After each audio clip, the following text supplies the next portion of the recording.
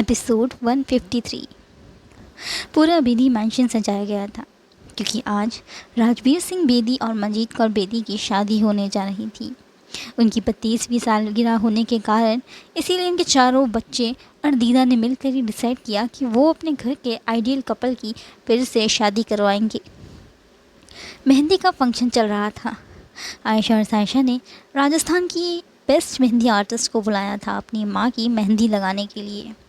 मंजीत ने हल्के से ग्रीन रंग का लहंगा पहना हुआ था, साथ में अमलेट डिज़ाइन वाला नेक पीस। आयशा और सायशा ने भी हल्के ग्रीन रंग का ही लहंगा पहना था, साथ में डायमंड का नेक पीस पहना था। दीदा और नानी ने सूट पहना था हल्के ग्रीन रंग का, साथ में सोने की बालियाँ और सोने की चेन और सोने के कंगन जिनमें हीरे जड़े हुए थे।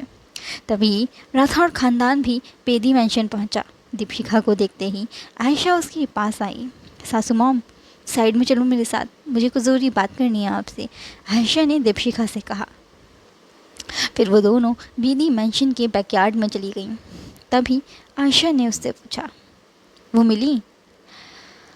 हाँ मिल गई है, वो महल तक पहुंच गई थी वो तो, इसलिए अभी मैंने उसे महल के ही बैकयार्ड के स्टोर रूम में बंद करा हुआ है, वहाँ बांध दिया है, लेकिन हमें उसे वहाँ से जल्द छुपाना होगा, वरना वो तुम्हें और मुझे, हम दोनों को तबाह कर देगी। दीपिका ने आयशा से जब ऐसा कहा तो उसके दिल की धड़कन तेज़ तेज़ भागने लगी। अब क्या करेंगे हम? वो मुझसे मेरे अभय को छीन लेगी। आयशा हड़बड़ाने लगी। तभी दीपिका ने उसे डांट दिया और बोली, तुझे अपनी पड़ी है? अरे मीरा सोच, मीरा तो वो सब कुछ ही बर्बाद कर देगी। जानकी देवी का असली रूप देखने को मिलेगा मुझे। हो सकता है कि अधिराज मुझे अपनी ज़िंदगी से बाहर निकाल कर फेंक दे। अरे तुझे बचाने के लिए तो अभय है, धीराज है, बाबा सा है, मेरे साथ तो कानून भी है, तेरे साथ तो कानून भी है, मगर मेरा क्या होगा? अनिरुद्ध और अभय मेरे टुकड़े टुकड़े कर देंगे, वो दोनों मेरी जान ले लेंगे। दीपिका जो कुछ भी बोल रही थी वही सब वो इमेजिन भी कर रही थी और काँप रही थी। अरे आप चिंता मत करो, मैं हूँ आपके लिए। अभय और अनिरुद्ध आपका कुछ नहीं बिगाड़ पाएंगे, मैं बचा लूँगी आपको। अगर अगर पापा ने आपको जेल भेज दिया तो मैं आपका केस लड़ूंगी। आयशा दीपिका को दिलासे देने लगी। तभी पीछे से अमन की आवाज़ आई, सब कुछ ठीक तो है ना दीपिका आंटी? अमन उनके पास चलकर आया और उनसे पूछा। हाँ हाँ बेटा, सब ठीक है, दीपिका ने जवाब दिया। तभी अमन ने उनसे आगे पूछा, केस लड़ने की बात हो रही थी नीनी, आप किसी प्रॉब्लम में फंस गई हैं क्या आंटी? तभी आयशा बीच में बोल पड़ी, नहीं नहीं भैया, ऐसी कोई बात नहीं है, आप बताओ कोई ज़रूरी काम है क्या?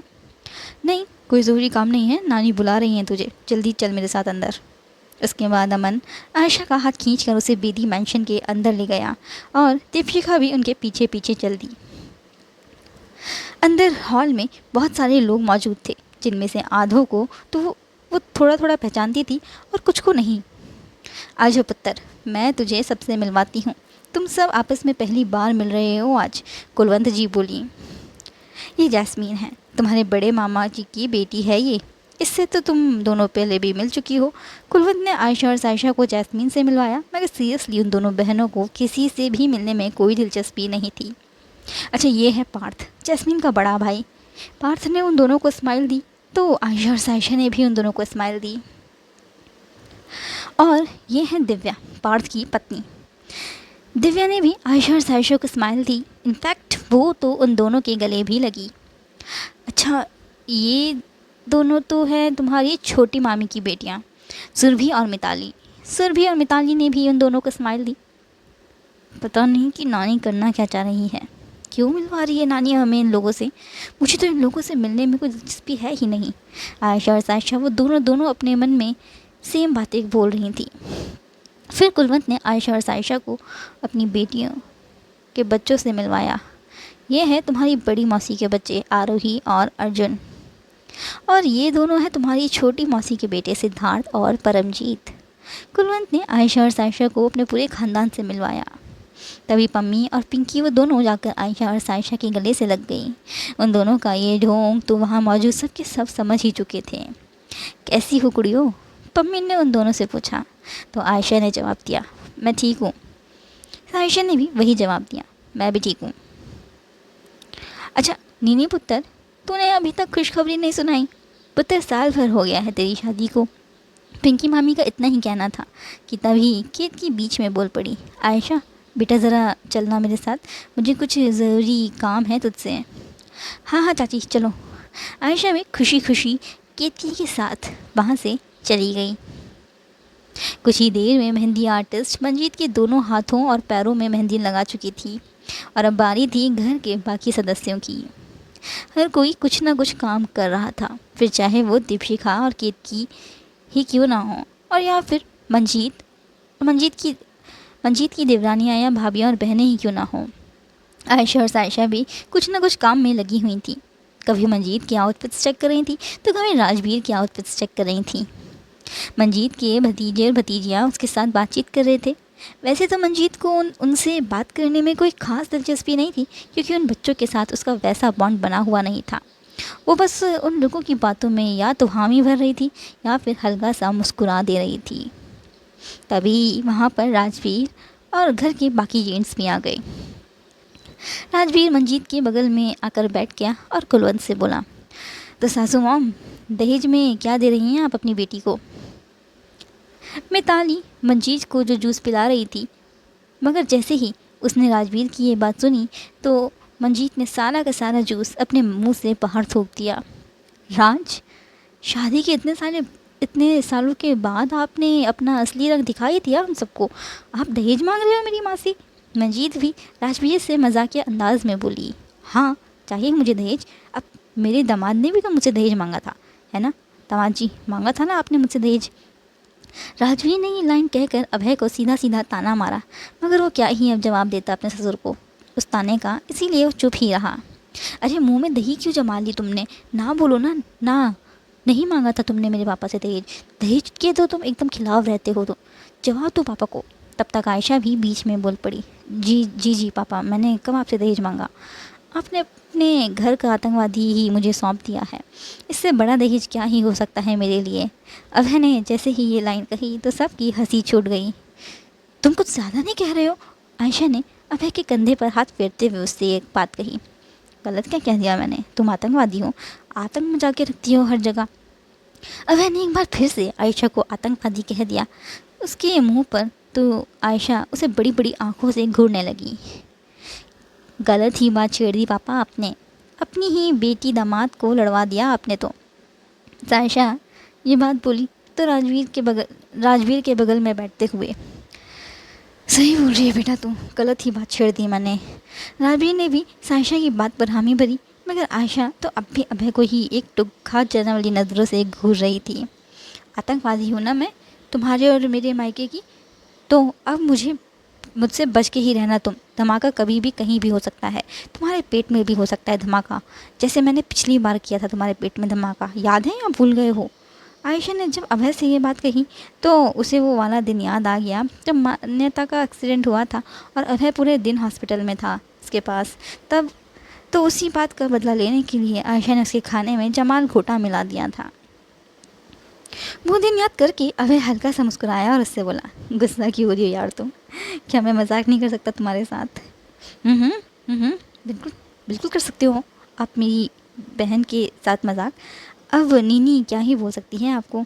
कुछ नहीं, नीनी की तो आंखें ही काफ़ी होती हैं आपको डराने के लिए। आपकी नकेल खींच के रखती है मेरी बहन एकदम, ज़रा दाएं बाएं हुए आप तो एक चाबुक मारेगी वो आपके पिछवाड़े पे। क्यों नीनी बेबी, सही कहा ना मैंने? सायशा ने जैसे ही ये बात कही अभय के लिए तो आयशा ने उसे ताली दी। वहीं अभय सायशा को बस एक टुक खा जाने वाली नज़रों से घूरे जा रहा था। वहीं घर के बाकी सब लोग मुंह में हंसी दबा कर हंस रहे थे जीजा साली के बीच की ये जंग देखकर। अच्छा ये सब बातें छोड़ो राजवीर पुत्र, तू दहेज की बात कर रहा था ना, अपनी सास से बात पूरी कर अपनी। दीदा ने राजवीर से कहा। तभी मंजीत बीच में बोली, क्या दहेज चाहिए तुम्हें राज? दहेज में 4 बच्चे ला तो रही हूँ मैं। मंजीत की ये लाइन सुनकर चारों बच्चे मुंह में हंसी दबा कर हंसने लगे। अच्छा ये सब बातें छोड़ो, सबके सब मुझे भूख लगी है बहुत ज़ोर से, कुछ खा लेते हैं, आयशा बोली अभय की तरफ देखकर। तो अभय ने उससे कहा, हाँ तो खा लो जाके, किसी ने तुम्हारे मुंह पर टेप थोड़े ना लगा कर रखा है, जाके खा लो।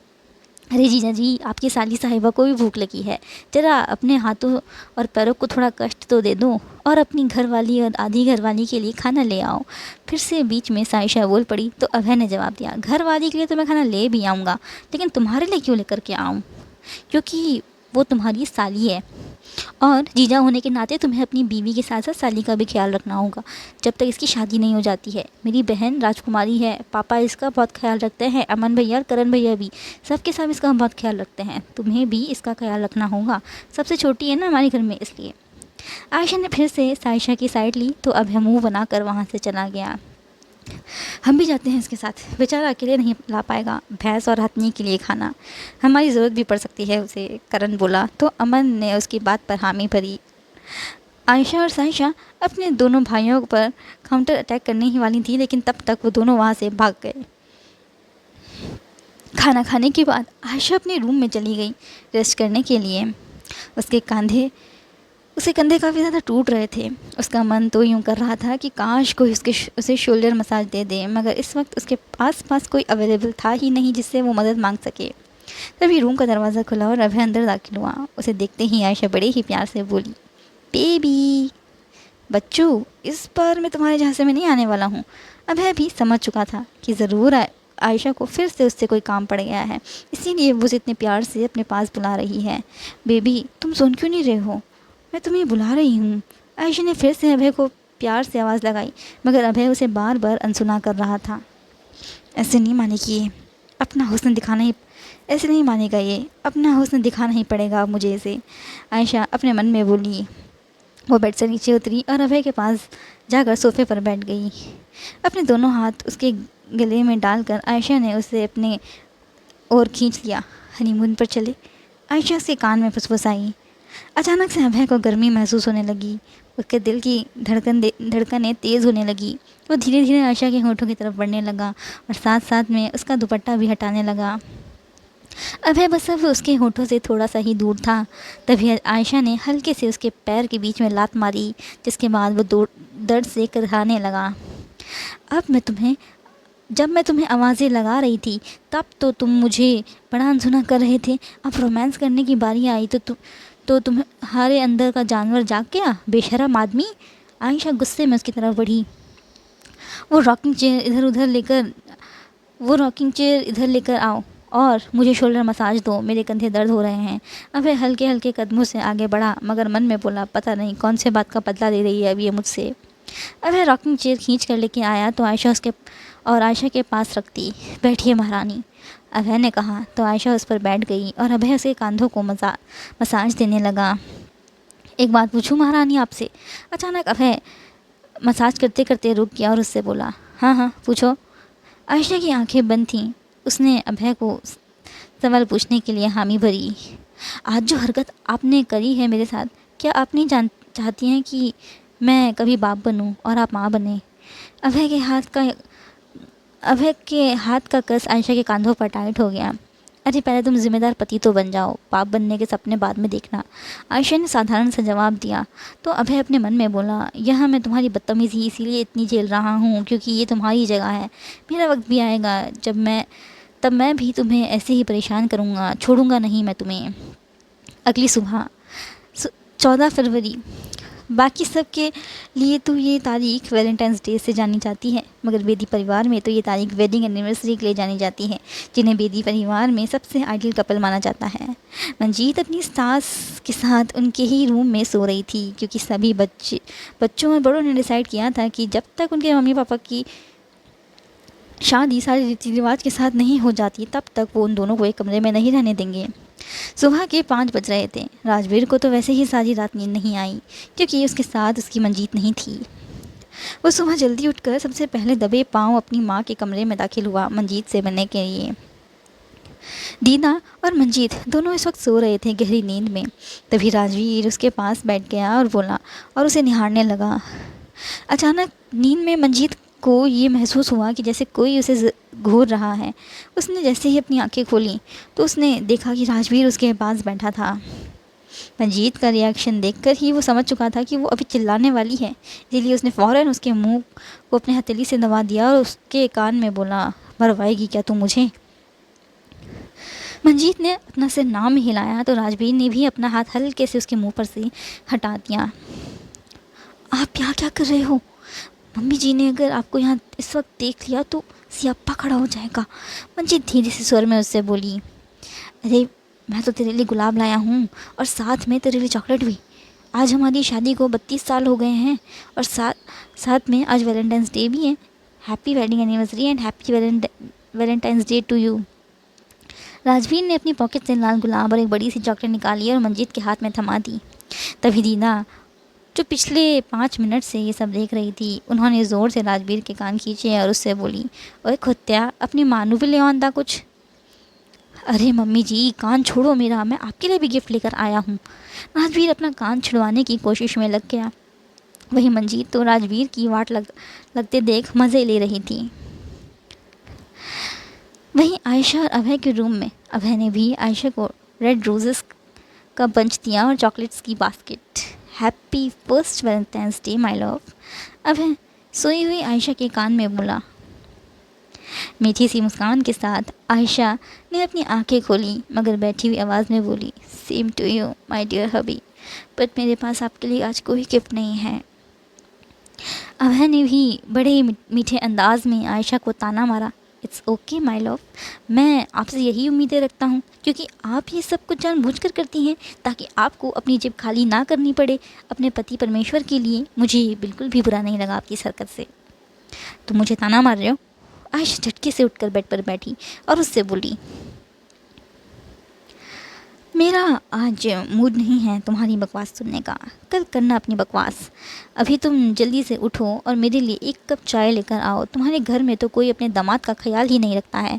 अब है मायूस होकर बोला तो आयशा ने उसके गाल खींचते हुए उससे कहा, अभी लाई। वहीं राधौर महल में भी यही सब चल रहा था। अधिराज दीपशिखा के लिए वैलेंटाइंस डे का गिफ्ट लेकर आया हुआ था। इस वक्त दीपशिखा नहा रही थी, इसीलिए अधिराज उसके बाहर आने का इंतज़ार कर रहा था। दीपशिखा जैसे ही नहाकर वॉशरूम से बाहर निकली तो अधिराज ने उसे के ऊपर रेड रोजेस की बरसात करनी शुरू कर दी। हैप्पी वैलेंटाइंस डे शिखा, अधिराज ने उसे विश किया तो दीपशिखा के चेहरे पर खुशी की चमक आ गई। Thank you Adhiraj and same to you. Deepshikha ने भी अधिराज को विश किया। अधिराज ने अपनी अलमीरा से एक बड़ा सा बॉक्स निकाला और दीपशिखा के हाथ में थमा दिया। This is your gift. उसने मुस्कुराते हुए वो गिफ्ट ले लिया और बोली, 1 सेकेंड, मैं आपका गिफ्ट लेकर आती हूँ। ये बोलकर वो पीछे मुड़ी और अपनी अलमारी से एक पेपर बैग निकाला और अधिराज के हाथ में थमाते हुए बोली, ये रहा आपका गिफ्ट। अधिराज और दीपशिखा दोनों एक दूसरे को देख मुस्कुराने लगे। तभी अचानक से दीपशिखा की आंखें आंसू से भर आईं। क्या हो गया? तुम रो क्यों रही हो? सब ठीक तो है? दीपशिखा को यूँ रोता हुआ देख अधिराज घबराते हुए उससे बोला, अधिराज मैं आपसे बहुत प्यार करती हूँ। दीपशिखा से सकते हुए बोली तो अधिराज ने उससे कहा, हाँ मैं जानता हूँ। उसने दीपशिखा को अपने गले से लगा लिया। अधिराज, अगर मैं कभी आपसे कोई राज छुपा कर रखूँ और अचानक से वो राज आपके सामने आ जाए तो क्या आप मुझे सज़ा देंगे? दीपशिखा की इतनी सी अजीब सी बात सुनकर अधिराज ने अपनी भौं से कोड़ते हुए उससे कहा, तुम ऐसा क्यों कह रही हो? कुछ छुपा रही हो क्या तुम मुझसे? अधिराज ने कड़क स्वर में उससे पूछा तो वो सहम गई। दीपशिखा का कोई जवाब ना पाकर अधिराज उस पर दबाव बनाने लगा। बोलो, क्या छुपा रही हो? अगर मुझे कोई ऐसी बात पता चली ना तो मैं छोड़ूंगा नहीं बल्कि तुम्हारी खाल उधेड़ दूंगा। अधिराज का ये रूप देखकर तो दीपशिखा अब और भी ज़्यादा सहम चुकी थी। अगर अधिराज को वो राज पता चल गया तो ये मेरी जान ले लेंगे। पिछले 18 सालों से मैंने ये राज छुपा कर रखा हुआ है सबसे, और अब अगर सबके सामने ये राज खुल गया तो राठौर ख़ानदान मुझे ज़िंदा नहीं छोड़ेगा। दीपशिखा अपने मन में बोली। वहीं अधिराज उससे बोला, अगर कोई बात है तो तुम मुझे बता सकती हो। मैं बात को और सिचुएशन को समझने की कोशिश ज़रूर करूँगा, आई प्रॉमिस। दीपशिखा का मन तो बहुत था कि वो राजवीर को हिम्मत करके वो राज बता सके, मगर वो हिम्मत नहीं जुटा पा रही थी। तभी अधिराज का फ़ोन रिंग किया। उसे आयशा कॉल कर रही थी तो उसने वो कॉल रिसीव कर ली। आयशा की बात सुनने के बाद वो रूम से बाहर चला गया।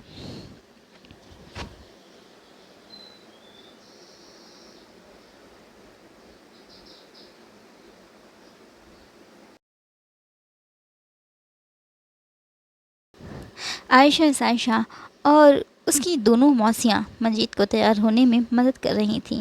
सुरजीत और किरणजीत मंजीत को चूड़ा पहना रही थीं। वहीं आयशा और सायशा अपनी माँ के लिए नेकलेस फाइनल कर रही थीं। तभी बैंड बाजे की आवाज़ आने लगी तो आयशा और सायशा बोली, मम्मी बारात आ गई, आपको देखनी है क्या शादी की बारात? तो मंजीत मुस्कुराते हुए बोली, मेरी शादी को 32 साल हो चुके हैं, इसीलिए मैं अपनी शादी की बारात देख सकती हूँ। हटो तुम दोनों यहाँ से, मुझे देखने दो मेरे दूल्हे को। मंजीत की एक्साइटमेंट देख आयशा और सायशा, सुरजीत और किरणजीत उसे चिढ़ाने लगी। ओ, आप तो बहुत उत्साहित लग रही हैं हमारी प्यारी दुल्हनिया।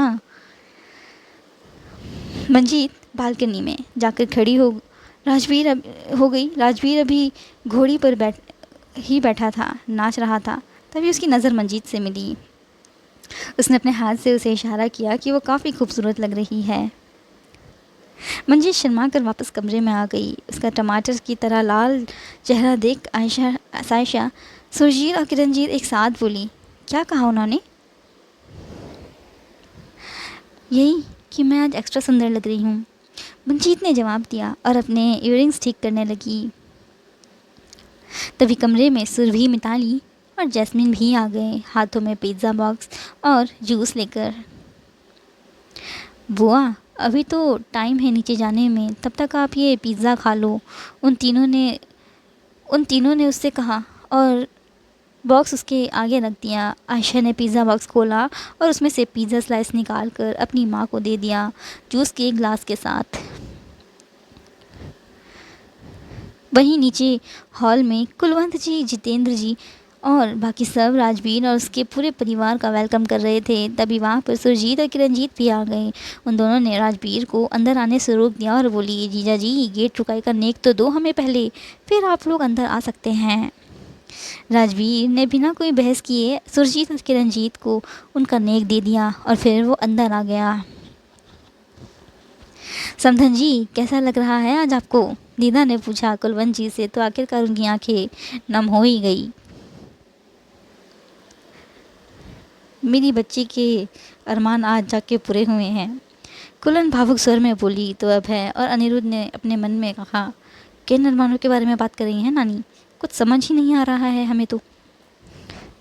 तभी राजवीर कुलवंत जी को संभालते हुए बोला, देर से ही सही सासू माँ, मगर आज हमारे बच्चों की बदौलत मंजीत और मेरे अरमान पूरे होने जा रहे हैं।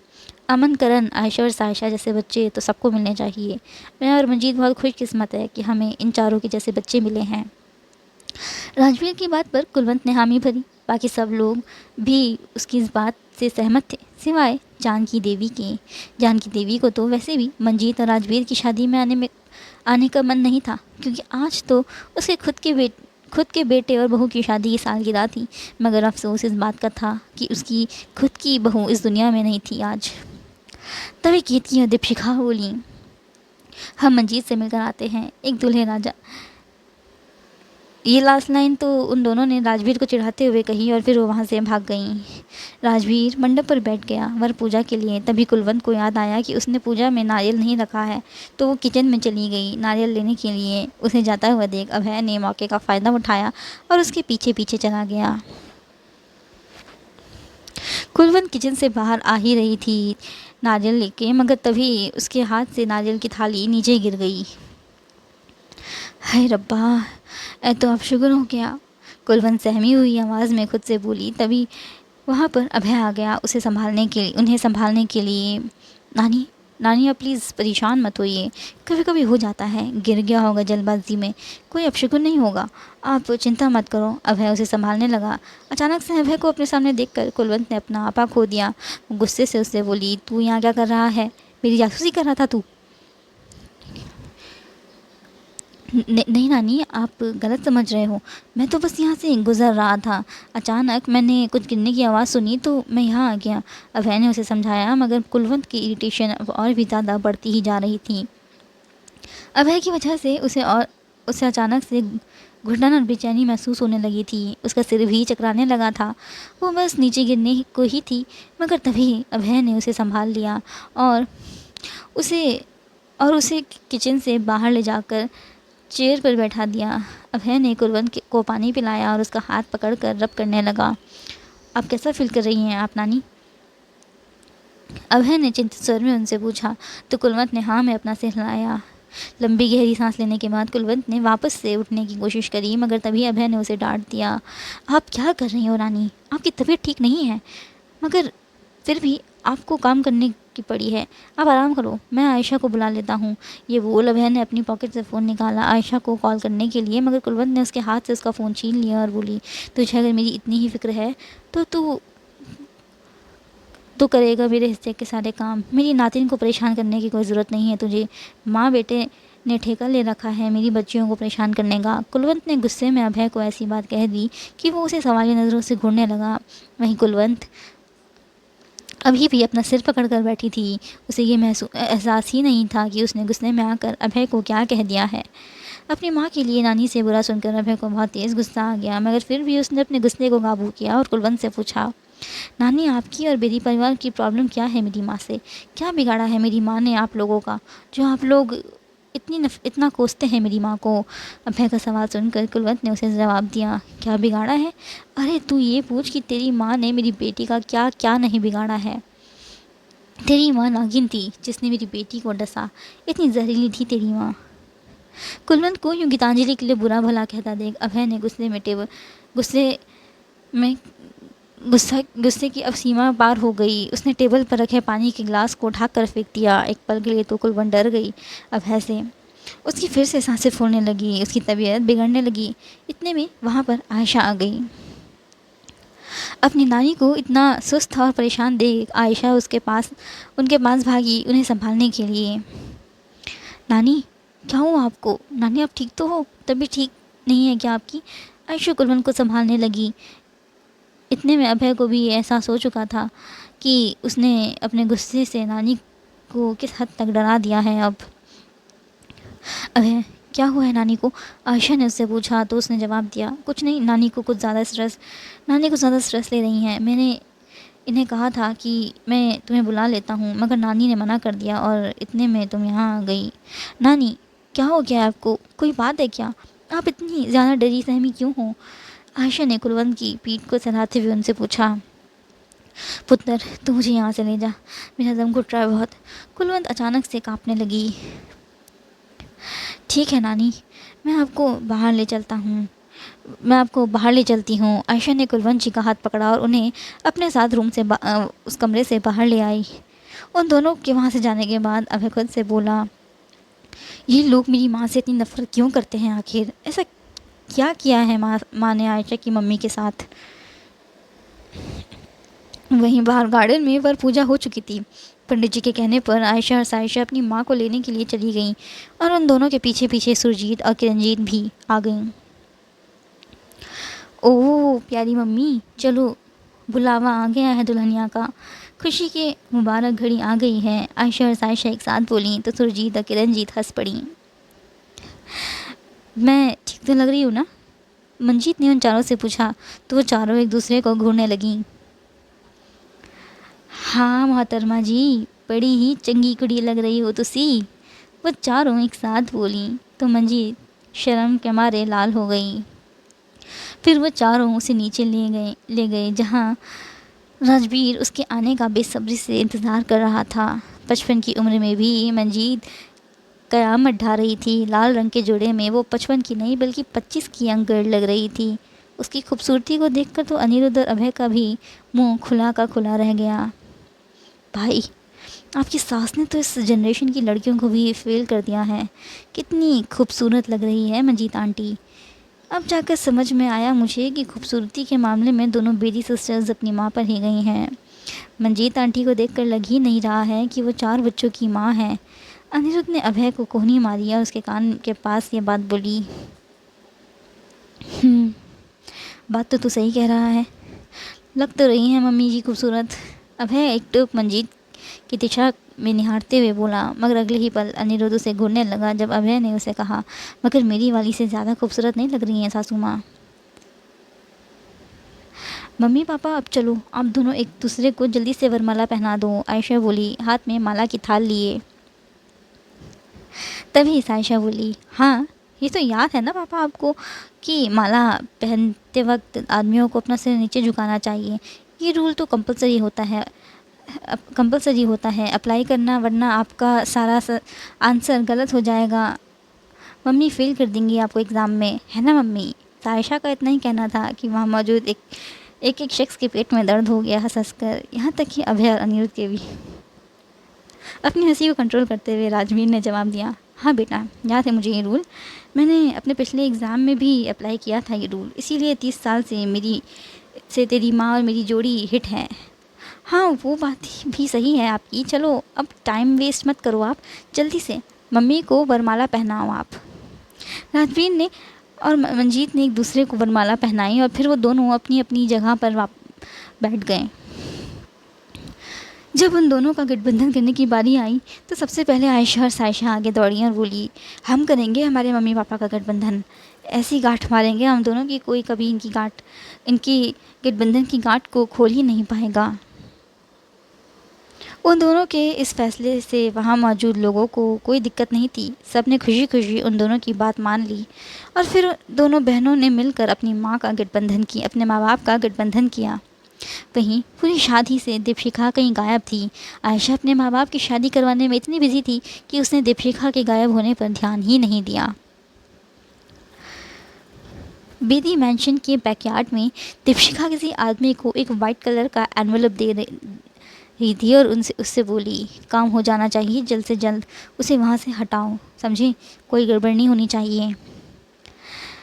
ओके मैडम, काम हो जाएगा, ये बोल वो आदमी वहाँ से चला गया।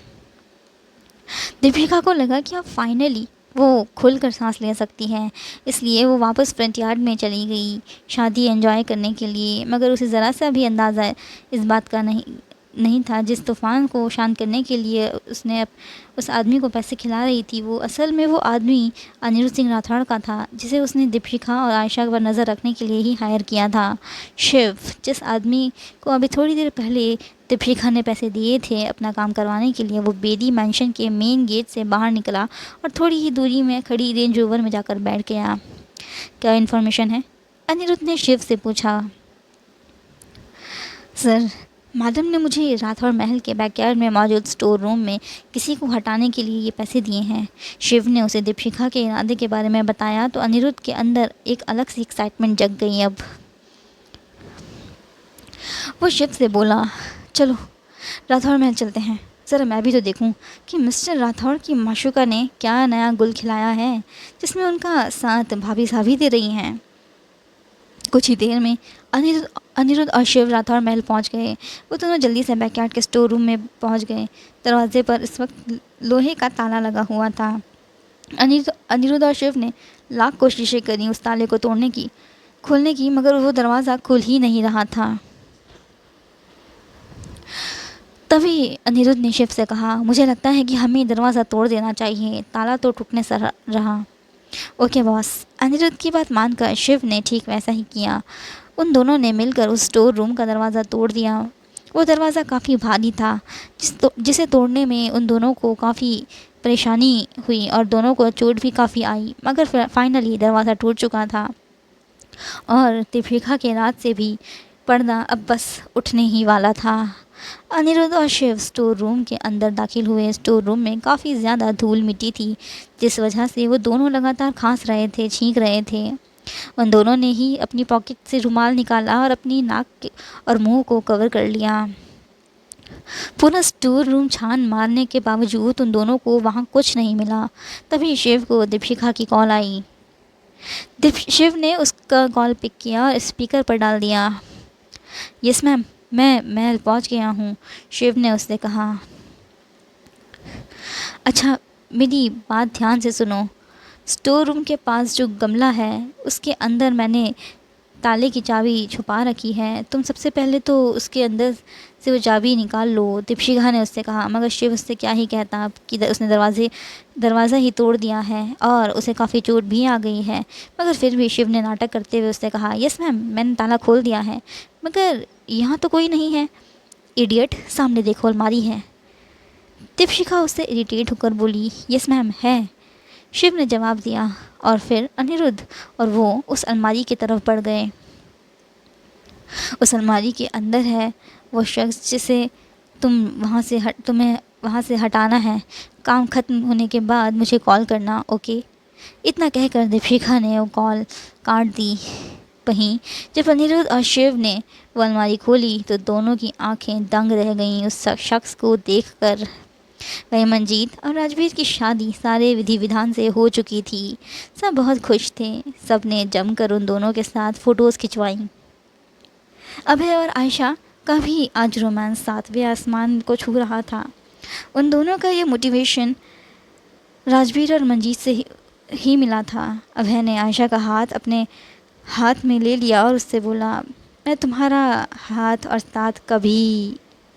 अभय का इतना ही कहना था कि तभी सामने दरवाजे पर अनिरुद्ध और शिव के साथ एक शख्स वहां आ गया, जिसके बाद अचानक से मौसम बिगड़ने लगा। तेज़ हवाएं चलने लगी। वहीं मंजीत ने जब उस शख्स को देखा तो उसके भी पैरों तले ज़मीन खिसक गई।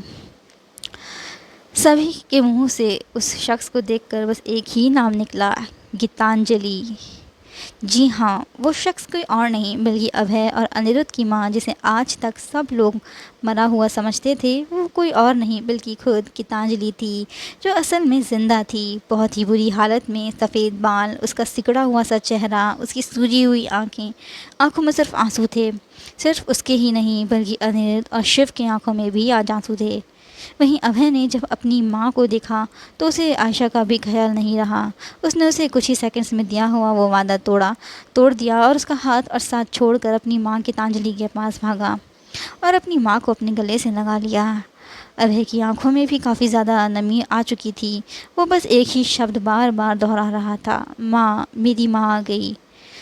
वहीं आयशा की आंखें इसीलिए नम थीं क्योंकि आज अभय ने उसे ये साबित कर ही दिया था कि उसके लिए उसकी माँ पहली प्रायोरिटी होगी और आयशा दूसरी priority. Good bye forever Abhay Singh Rathore. तुम खुश रहो अपनी माँ के साथ, मैं खुश रहूँगी अपनी माँ के पास। तुम्हें एक बुरा सपना समझकर मैं हमेशा हमेशा के लिए भूल जाऊंगी। ये सब आयशा ने अपने मन में कहा। वहीं दीपिका के तो चेहरे का रंग ही उड़ चुका था। उसकी आंखों में आंसू थे अधिराज को खो देने के। गीतांजलि को अपनी आंखों के सामने जिंदा खड़ा देख सिर्फ कुछ ही लोग खुश थे, जैसे कि जानकी, अभय, अनिरुद्ध, आदर्श और Ketki. Do let me know in the comment section आप लोगों को आज का एपिसोड कैसा लगा। अगर अच्छा लगा तो लाइक करें, शेयर करें और कमेंट करें और चैनल को सब्सक्राइब करना ना भूलें। Till then take care and bye bye.